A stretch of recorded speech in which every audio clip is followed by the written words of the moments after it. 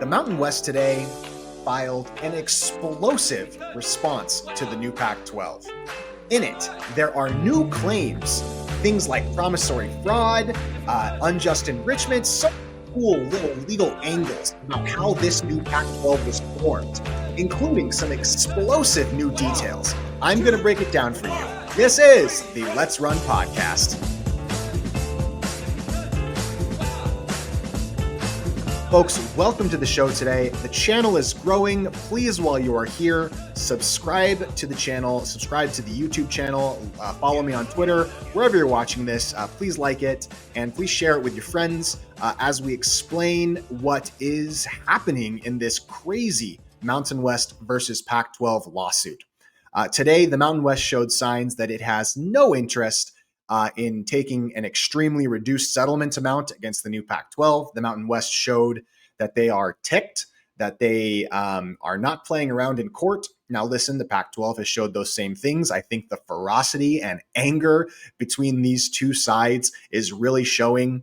And today, as the Mountain West filed a response, basically asking the court for a declaratory judgment, basically asking the court to adjudicate the case with a whole bunch of new details, the Mountain West really came out in an explosive way today. Today was a deadline in the case. The Mountain West was required to file something in response to the Pac-12. And boy, oh boy, did they. So let's talk about what this actually is, because frankly, I was surprised by some of the detail. I thought the Mountain West had said kind of what they were going to say about it, but they included a whole bunch of new stuff. So the title of the document is, I guess I can share it. I'll pull it up here so you guys can see it yourself. The title of the document is, it's the Mountain West Answers and Counterclaims to basically to what the Pac-12 said. So this is what the actual court document looks like. I downloaded it here so that I could get more detail and kind of dig into what was actually said. Essentially, the Mountain West started out by kind of describing the situation. They went into more detail than they had in previous court filings. The Pac-12, again, this is over, it should be clarified, this is not over the exit fees. This filing today was about the poaching penalties. That was directly between the Mountain West as a conference and the Pac-12 as a conference. So this isn't about how much Boise State or Utah State or Colorado State or San Diego State are going to pay to leave the Mountain West. It's actually about the separate $55 million in poaching fees that when the Mountain West and Pac-12 had entered into a scheduling agreement, the Pac-12 had agreed to pay. And so, this is it. It's an 84-page document. So diving through it was pretty interesting. Let me just say, I'm an attorney here in Las Vegas. Finally, I'm not a legal expert in this field, although I do consider myself a person that tries to understand it.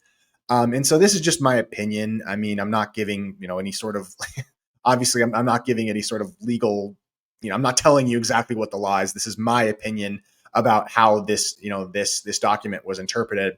So this is an 86-page document. After getting into the history, it basically talks about the jurisdiction that the court has over the case. It goes over the factual allegations. And there's some really interesting parts of this that I want to highlight. And so let's go out here. So the Mountain West is alleging a breach of contract against the Pac-12. Now, what does that mean? Basically, after the initial 5 schools that announced they were leaving the conference, after they announced they were leaving the conference last September, the Mountain West sent a letter to the Pac-12 conference saying, we are demanding payment of these poaching penalties as they exist. It's about $10 to $11 million per school in the agreement that the Pac-12 and Mountain West had signed with each other. The Mountain West said, you will pay us that $55 billion in 30 days, or we will consider that you have, or we will consider it that you have breached this contract. And so the Mountain West schools leave or announce that they're leaving the conference to the world. It triggers the clause, and the Mountain West as a conference did not receive payment by the Pac-12 before the October 12th deadline, which was 30 days after that initial announcement. The Mountain West claims that it had withheld its own obligations, its own scheduling obligations, satisfying its side of the contract, but the Pac-12, by not paying those poaching penalties, did not satisfy its side of the contract. So the legal standard here is going to be, is it a valid contract? Was there an excuse for non-performance under the contract? Which party failed? And then they're going to look at damages. The Mountain West obviously said that the contract was valid, that it performed its duties, and the Pac-12 breached by not paying. And the damages are $55 million plus interest and fees. So the Mountain West is actually looking for things like attorney's fees here. It's asking the new Pac-12 to compensate it for its attorney's fees. The second count was the one that caught my eye most quickly, initially. The Mountain West, and these are counterclaims. So the Pac-12 files its lawsuit against the Mountain West, makes a bunch of claims in it, and the Mountain West, in its response, is allowed to file counterclaims, which is saying, no, you actually messed up here. It's almost like the Mountain West initiating its own lawsuit within the larger Pac-12 Mountain West lawsuit. So now it's a lawsuit with two sides, with both sides making claims against the other. And before it hadn't really gotten to this point yet, but the Mountain West, by filing this, is basically forming its own lawsuit against the new Pac-12. Count 2 is for promissory fraud. Now, promissory fraud is a form of intentional misrepresentation under California law.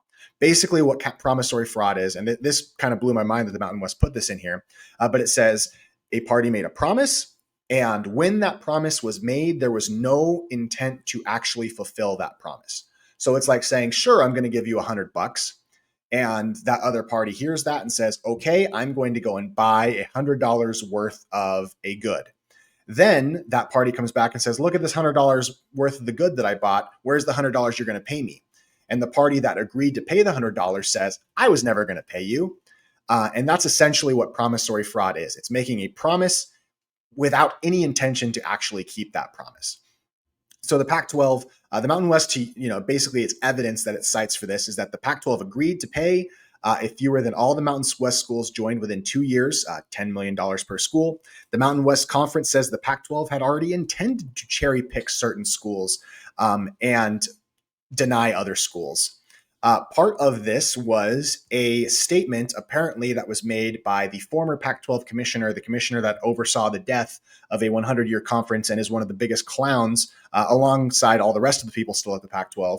At least I'm talking about the conference itself, not necessarily all the schools. Clown shows, jokes, incompetent people that are running the Pac-12. They had talked about a plan apparently that existed inside the Pac-12 all the way back in 2023 to cherry pick the schools that it wanted out of the Mountain West while leaving behind others. That plan apparently existed, and it was well known within the Pac-12 up to 2 years ago, before the Pac-12 ever signed this poaching penalty lawsuit, this poaching agreement with the Mountain West not to take schools without paying the Mountain West a certain amount of money. The Pac-12 officials framed the clause as a mutually beneficial clause during negotiation, yet internally, and this is something that I've heard many people say, from John Canzano to John Wilner, when the Pac-12 signed the poaching penalties, it signed them believing that they were not enforceable, meaning they did not intend to keep their promise, even though they were signing that they were going to keep their promise. So it's basically saying these people didn't have good faith when they made this promise with us. Why sign something if you don't believe that they're enforceable? And so that's kind of the promissory fraud.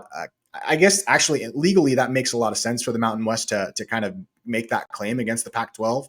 The Mountain West argues that the Pac-12's promise to pay the termination fee was knowingly false. And the Pac-12 said, sure, we'll agree to that fee. Just do this scheduling agreement with us. And it's almost like, well, it's not almost, it is like the Pac-12 made a false promise in order to get the Mountain West to agree to have a scheduling agreement with them, even though the Pac-12 knew that they were never going to fulfill their obligations under that agreement. So that's the third count. The fourth count is tortious interference with contractual relations. So what does this mean? It basically means that there's a valid contract between the plaintiff, in this case the Pac-12, and a third party, that the defendant, the Mountain West, had knowledge of that contract, that there were intentional acts designed to induce a breach or disruption. This basically means that the Mountain West is, and then there actually has to be a breach and there has to be damages. So what this means basically is the Mountain West is accusing the Pac-12 of going behind the back of the Mountain West and not negotiating with the Mountain West directly and using back channels and back level, backroom negotiations to try and destabilize the Mountain West. This is absolutely true. The Mountain West schools that left the conference were colluding with each other, and the Pac-12 as a conference was colluding with those schools to try and destabilize the Mountain West and basically just cherry pick the schools that it wanted. The Pac-12 wanted more schools from the Mountain West than it ultimately ended up getting, and the Pac-12 was clearly making and trying to destabilize the Mountain West from within. The Mountain West Conference still had valid contracts with its member schools. The Pac-12 knew that the Mountain West Conference still had valid contracts with the member schools. The Pac-12 intentionally offered, aided, and tried to induce departures by member schools to join the new Pac-12, even though those schools had contracts with the Mountain West. The Mountain West has a contract with each of its schools to pay exit fees, and the Pac-12 is basically saying, hey, we're going to try and help you get out of those exit fees. We're going to try and help you break those contracts. And the evidence that the Mountain West uses for this is that the president of San Diego State made a statement that no public funds would be used, which basically means no funding would be used to get San Diego State into the new Pac-12. If not, then where were those funds going to come from? The Mountain West claims that the Pac-12 was making financial promises to San Diego State in order to get them to move to the new conference. The Pac-12 intentionally offered aid to try and induce departures by the schools. Another count that the Mountain West made was unfair competition. The Mountain West claims that the Pac-12's conduct violated California's unfair competition law. The Pac-12's tortious interference and fraudulent inducement already constitute violations of law. And essentially, this is just saying, hey, this is fraudulent business that the Pac-12 is engaging in order to destabilize the Mountain West Conference. It's basically trying to get these Mountain West schools to back out of their agreements, to not pay their exit fees. It's trying to get the Pac-12 to not pay their poaching fees. They're acting behind the back of these schools, and essentially that is where the Mountain West is going with all of this. Now, I think the Mountain West presented a pretty compelling case that the new Pac-12 and the departing Mountain West members were colluding with each other behind the Mountain West back to try and destabilize the conference. And one of the really interesting pieces of evidence that was presented, and again, this is basically a complaint. So the Mountain West does not have a super high evidentiary standard at this point. This is very early on in the case. And so the Mountain West is not actually required to put like exhibits attached to this complaint and actually back all of this up.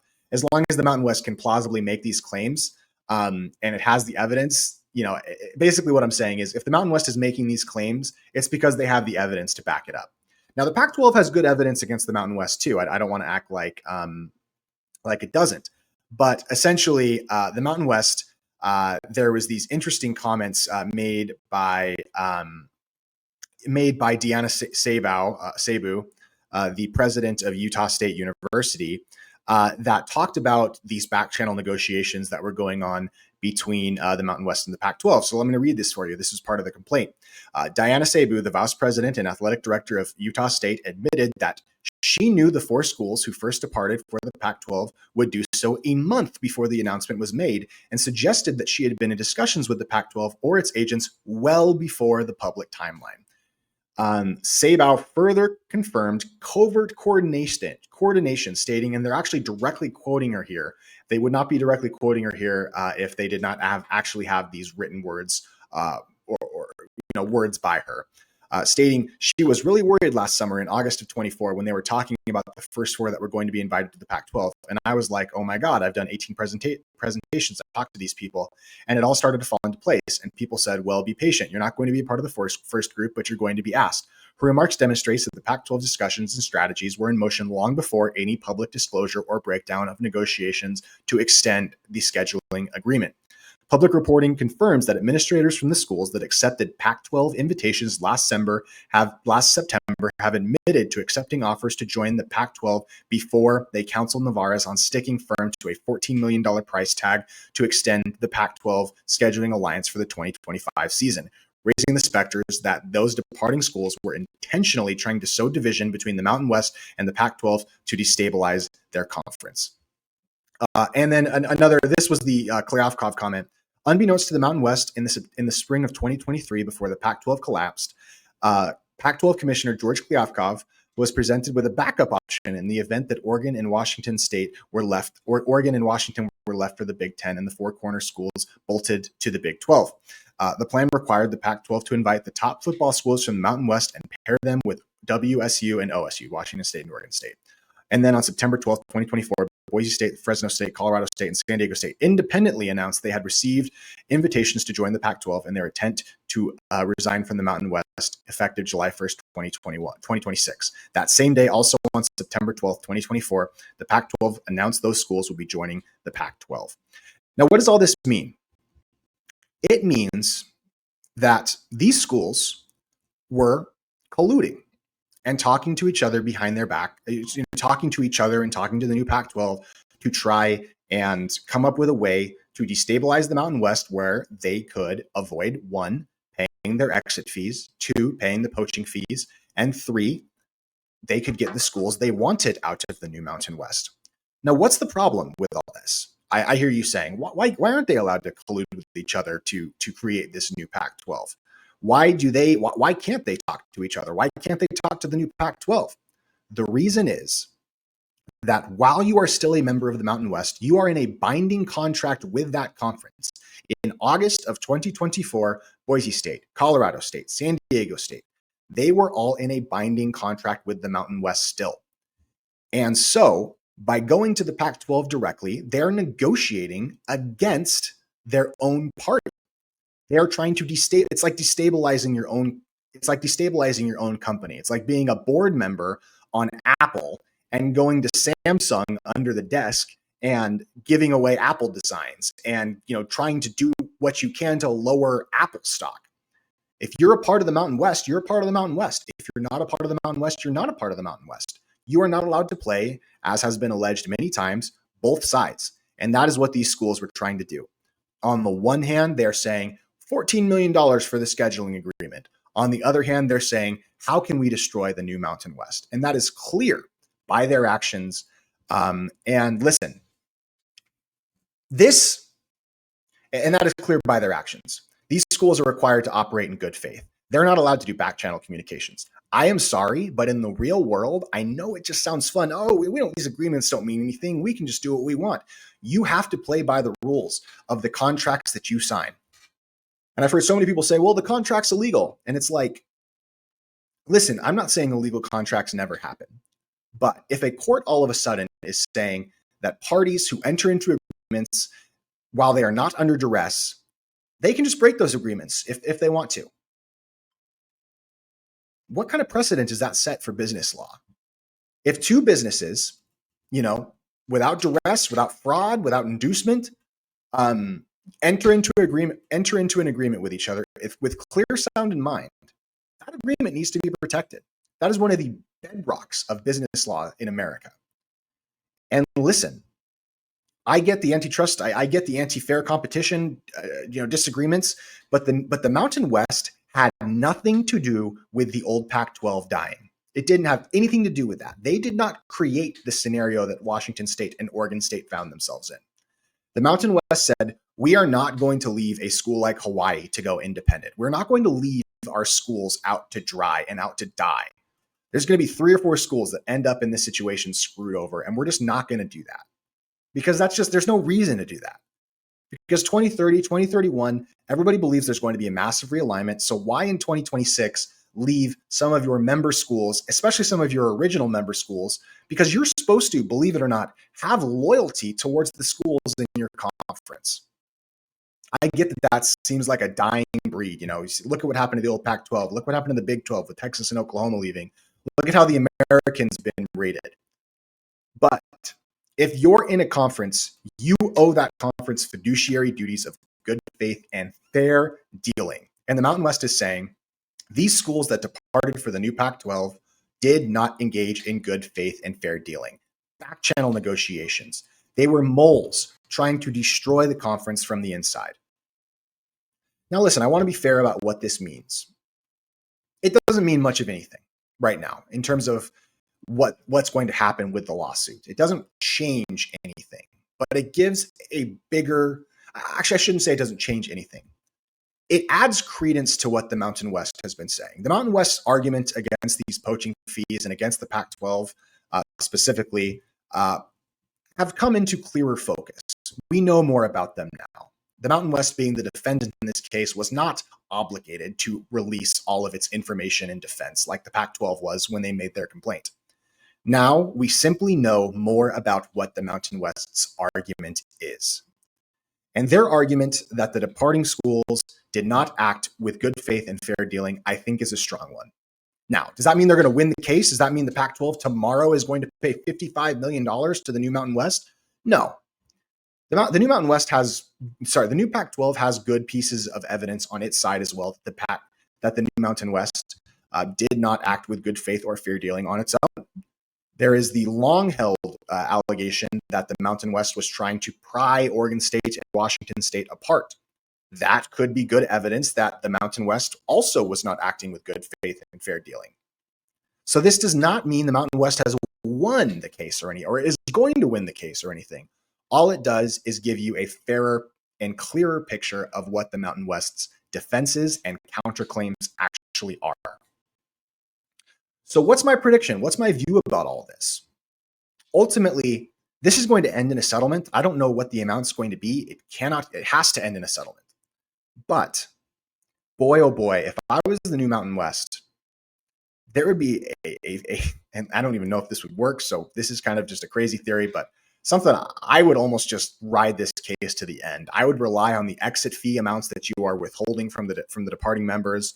The Mountain West is likely to get more than enough money to cover that initial payment to the schools, satisfying schools like UNLV and Air Force. I don't think there's any scenario where the Mountain West is left, oh, we don't have enough money to pay UNLV and Air Force. The Mountain West is going to have enough money to pay UNLV and Air Force, at least that initial tranche of distributions, which is about $14 million. And UNLV and Air Force would love that money. And that would be more than enough to convince them that their staying in the new Mountain West was a good decision, as opposed to jumping into the Pac-12. So ultimately, I think the Mountain West has a bit stronger of a position on the poaching penalties than I thought that they did. I still believe that this has to go to a settlement. There's $55 million at stake. I don't know what the number is going to be. I mean, if I was the Mountain West, I would take, half of it, maybe 23 million, 22 million. I'd be happy with that. Anything above like 15, I'd probably be okay with. But the Mountain West might be signaling that it's going to ride or die this till the end. It's going to fight this out and just rely on the exit fee lawsuit to kind of keep its members happy and paid, and then kind of ride this poaching fee penalty lawsuit down to the end. And if that happens, it's danger zone for the new Pac-12. It's also danger zone for the new Mountain West, but much lesser so, especially if, like I believe, the Mountain West already having withheld the distributions from the departing schools, the Mountain West has enough money to pay its members and leave them happy. I don't see any scenario where the Mountain West is struggling to make payments to UNLV and UNLV being unhappy. I can't see that based on the negotiating and settlement positions that the new parties are in over exit fees. But over the poaching fees, man, this might go further than I thought. And if I'm the Mountain West, I'm going pretty far, actually. I think that there's a hefty motivation to take this case really far. And there's been a belief that the new Pac-12 is using delay tactics and it's going to keep money away from the new Mountain West. And actually, I kind of think it's the other way around. I kind of think that the new Pac-12 is desperate to get through these lawsuits a bit more quickly than the new Mountain West, simply because the Mountain West already has the money. They're withholding it from the schools. And because they already have the money, they have a good negotiating position in settlement talks with the departing members.